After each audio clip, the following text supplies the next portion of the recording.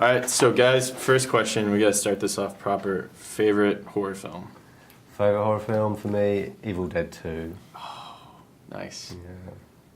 Don't do this, Top 10. Can you have top 10? Give him top 10. Top 20, man. I'd say one of the most influential was Night of the Living Dead. Yeah. Yeah.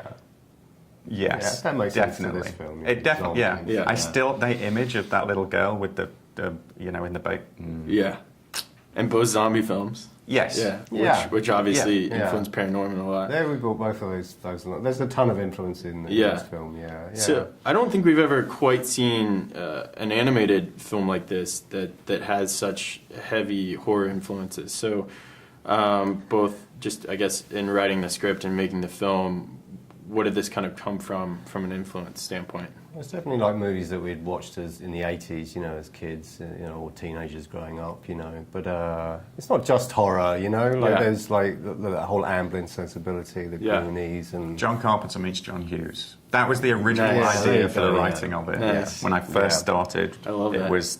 That was the approach I wanted because it made so much sense to tell a story about middle school bullying. Yeah. And use zombies in it. Yeah. It's kind of With a obvious, really, paranormal isn't kind it? of backdrop. Yeah. Well, also, all the good zombie movies have a comment to make. They have something to say. Yeah. And I thought it would be interesting to say something about issues that affect kids. Sure. In a zombie movie. Yeah. And I think it's a great film for kids. It's got a great message for kids, and it's very much a kids film for kids and kids at heart. You know what I mean? Because I horror is my favorite genre, and the minute the film starts with those old school throwback credits, I was like, I love this movie. Absolutely. And I guess, how did you guys kind of ride the line of like throwing in? Obviously, there's some great references to Halloween and Friday the 13th, and some more that are kind of hidden. I think those references, we wanted to put them in, but it's not one of those movies that is just like a parody or a pastiche. It's like that's like decoration on the top. Sure. And obviously fans are going to love it. I mean, the bar in town is called the Bar Gento, and at times I had people saying, you can't. Who's going to know that? And I was like, it's staying in. It's staying in there. Someone somewhere is going to see that and go, it's good for it's for that group, but you're right. It's also for a much wider group. Yeah, but none of those references get in the way of the story. Sure. I think that's the important thing. Yeah, absolutely.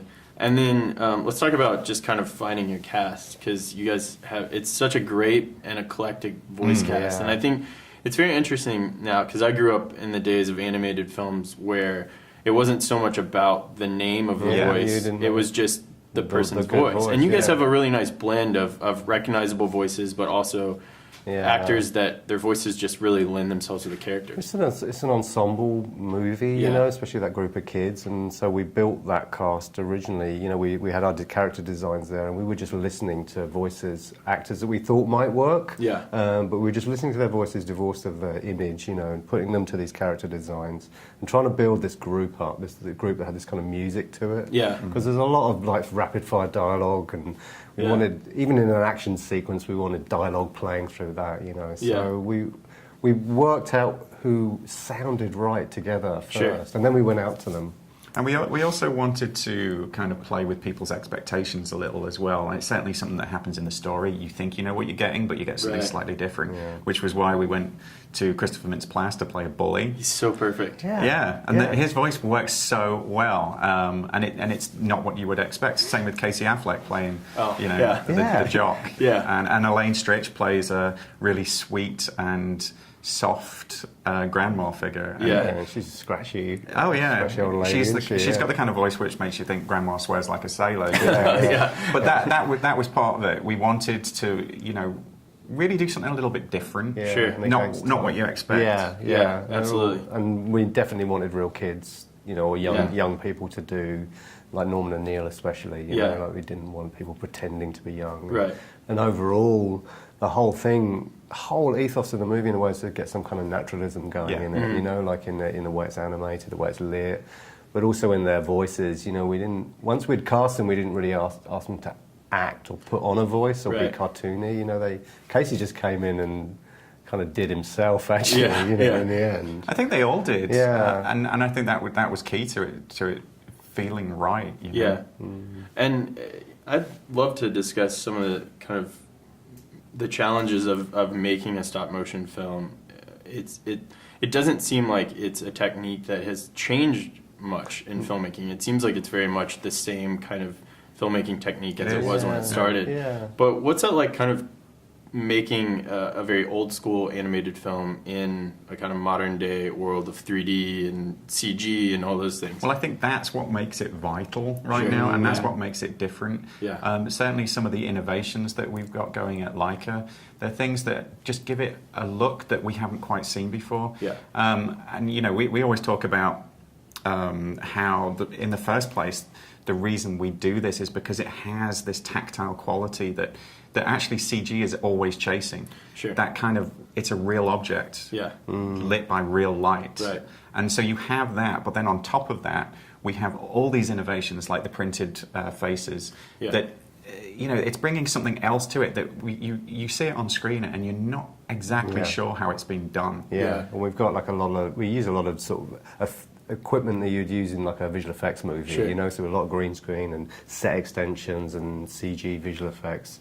They're designed to feel a bit like stop frame and to fit into the stop frame technique, but it's enabled us to kind of make it much more of a big screen kind of movie experience now. It's not stop frame. If anything, it was a little limited in scope and scale, and maybe it was always just a bit charming. Yeah. And we just wanted to kick the door open and make this like a real sort of rock, and you know, capitalize on the fact that it does have a charm in itself. Sure. Yeah. But all the things that you're not supposed to do in stop motion, we wanted to do.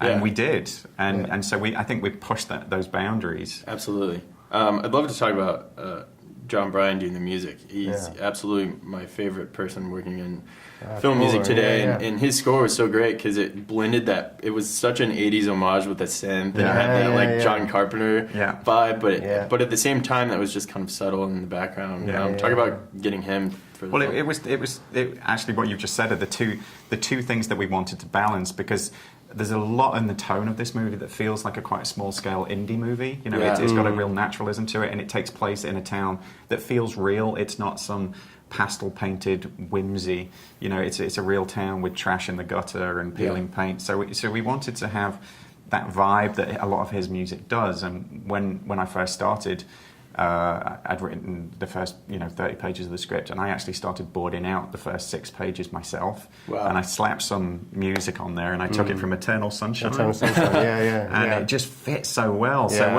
when it came to talking about music, his name was the first one out. Yeah, it's a flavour straight away. It just gave it its own tone. It's such a great score. And he's funny because he's a mad scientist. You know, so you go around his place. Oh, absolutely. He's got all those synthesizers from the 70s. He just loved it. He was like, I can get my Moog out. That's awesome.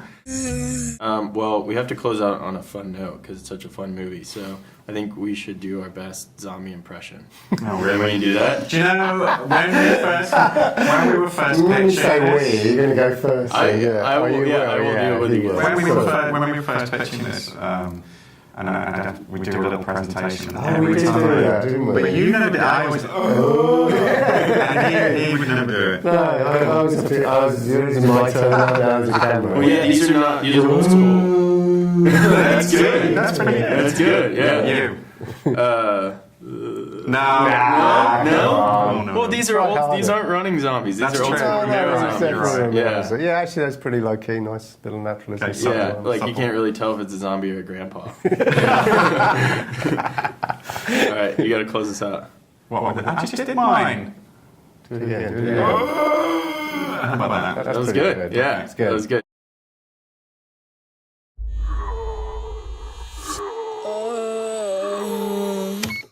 Meet Norman. Can't you be like other kids your age? His parents don't get him. He's probably up there fiddling with his Ouija or his orb. Harry. His sister doesn't like him. You are such a loser. And the kids at school Look, it's Abnorman. always pick on him. But he does have some friends. Norman, wait up. I like to be alone. So do I. Let's do it together. It's just that most of them Good morning. aren't exactly alive. How's it hanging? Haven't heard that one before. You see ghosts like all the time? Who's a good boy? That's not his chin.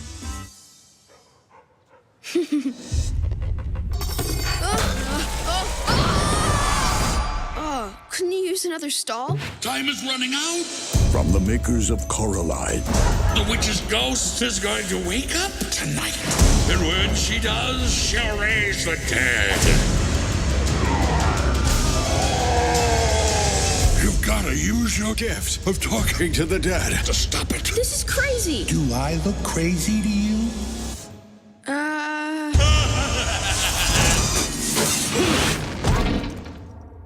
You might want to give that a few minutes. Now, to save his town, he'll need a little help. Oh, yeah. I got you. Ow! This is getting completely out of hand! Is he dead or what? And a whole lot of guts. Is everyone all right? Nobody got bitten? I bit a tongue. Did that count?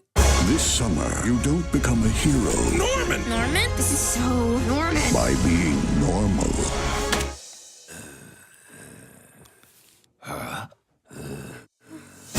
There's nothing wrong with being scared, Norman. As long as you don't let it change who you are. ParaNorman.